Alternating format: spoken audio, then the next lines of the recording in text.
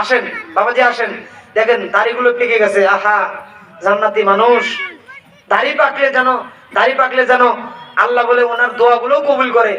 আল্লাহ এই দোয়াগুলো কবুল করে নেয়।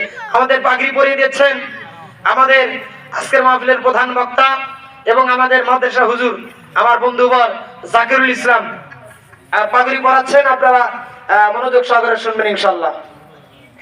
আর দ্বিতীয় নম্বর হাফেজ মোহাম্মদ জাকির হোসেন, পিতা মৃত্যু ইউসুফ আলী, গ্রাম মালিকাবাদ, উপজেলা গোবিন্দগঞ্জ, জেলা গাইবান্ধা, আমাদের এলাকার সন্তান। মারহাবা কর আল্লাহ। ওনার বরব্বা আছে নাকি? আসেন স্টেজে আসেন ইনশাআল্লাহ। পাগড়ি পরে দেওয়া হচ্ছে, আমার পাগড়ি পরে দিচ্ছেন আমাদের আজকের প্রধান বক্তা জনাব আশরাফুল ইসলাম বিপ্লবী ভাই। একটা টুপি পরায় দেন, টুপি লাগবে, টুপি ওটা খোলেন। দেখেন এই দৃশ্যগুলা আল্লাহ পাক যেন জান্নাতের ভিতরে। মোহাম্মদ জাকির হোসেন, পিতা মৃত্যু ইউসুফ আলী, আহা বাবা মারা গেছে, আল্লাহ উত্তম ফয়সালা দিয়ে দেখ, যারা বলেন আমিন।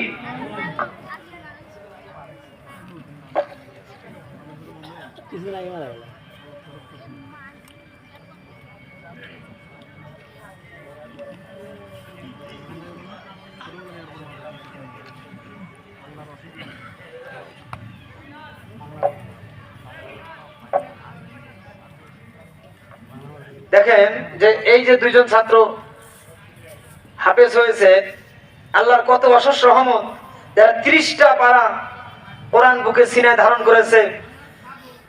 সুখবর হলো একটা যে তামাম পৃথিবীর ভিতরে 6.5 কোটির উপরে হাফেজ আমাদের বাংলাদেশে। সুবহানাল্লাহ বলেন না? তামাম পৃথিবীতে আর কোনো রেকর্ড নাই। সবচাইতে রেকর্ড আমাদের বাংলাদেশ, সবচাইতে মেধা তালিকায় আমাদের হাফেজ সাহেবরা। জোরে করে আল্লাহু আকবার। আল্লাহ এই হাফেজকে ছোট্ট একটা তেলাওয়াত কে জাকির হোসেন সংক্ষিপ্ত আকারে তেলাওয়াত নিয়ে আসছেন আমাদের আজকের দ্বিতীয় হাফেজ জাকির হোসেন, পিতা মৃত্যু ইউসুফ আলী। আমি তাকে সুললিত কণ্ঠে সংক্ষিপ্ত আকারে তেলাওয়াত করার জন্য সবিনয় করছি। আসসালামু আলাইকুম ওয়া রাহমাতুল্লাহি ওয়া বারাকাতুহু। أعوذ بالله من الشيطان الرجيم. بسم الله الرحمن الرحيم. فأخذناه وجنوده فنبذناهم في اليم فانظر كيف كان عاقبة الظالمين.